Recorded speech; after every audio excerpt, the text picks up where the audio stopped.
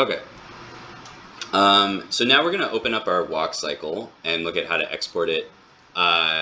You can, as I was saying, you can just import an entire Flash file into After Effects and it'll separate out your footage for you. But you really shouldn't do that unless you're completely done with the animation.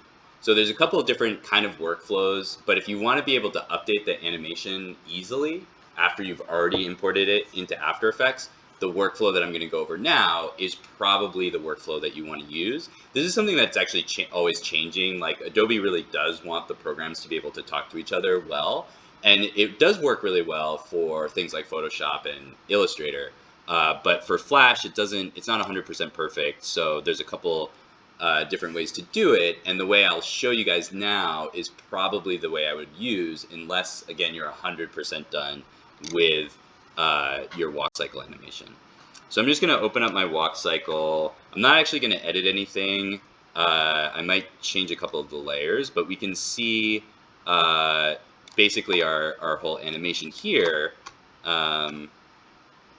And that looks pretty good, but anything that I don't want to be in my After Effects project, I can just either delete or turn into guides. So you might want to make a copy of this and delete some of the stuff that you don't want so you can clean it up a little bit. But you can also just turn it into guides. So like I really don't want much in the resulting thing. I'm gonna leave the ground here just to show you that it'll come over. But the only thing I really want here is this final colors, and that's really the only thing that I even have like in this. Oh, I guess I want the shading too. So yeah, those are the two that I probably want. I'm gonna lock both of these. And I'm going to show the ground. So everything else, if I don't want it to go over, I can just turn it into a guide and it'll ignore it when I export. And then of course I can always unguide it later if I want to bring it back.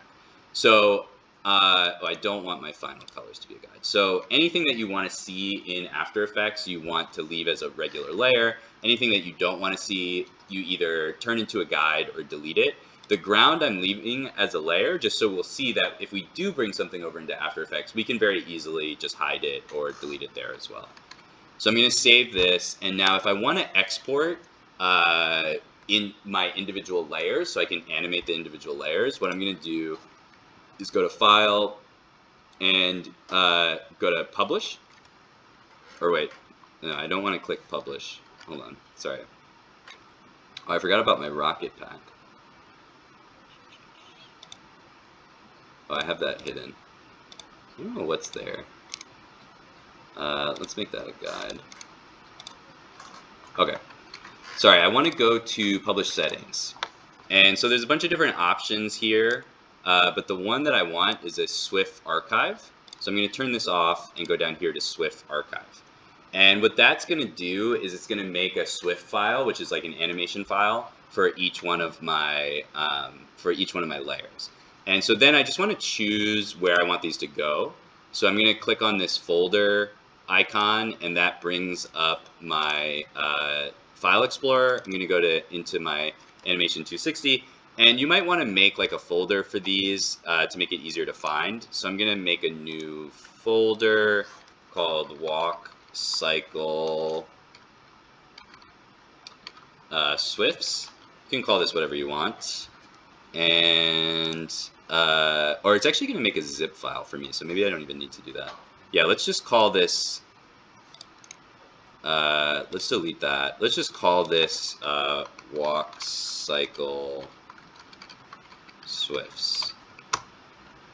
And so now I can't see the button because my projector is too small, but there's a button down here that says Publish.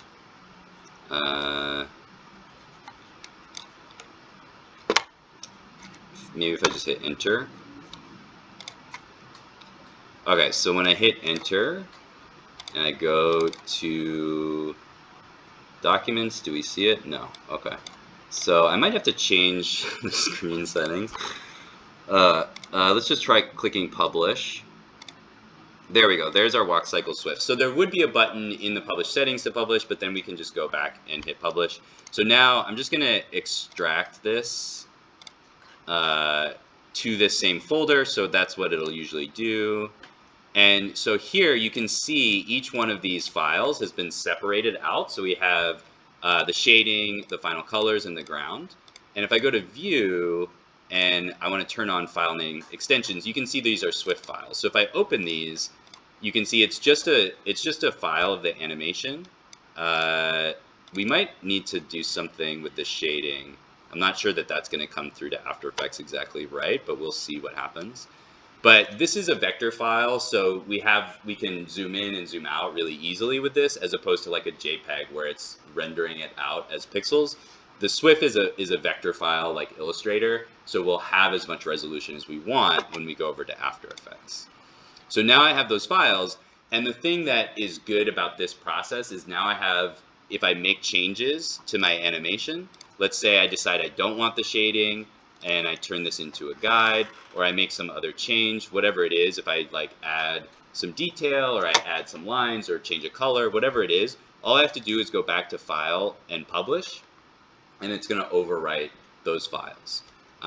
So then I can go back to After Effects, and I'll be able to have the updated version of the files without having to go through the whole process again. Okay.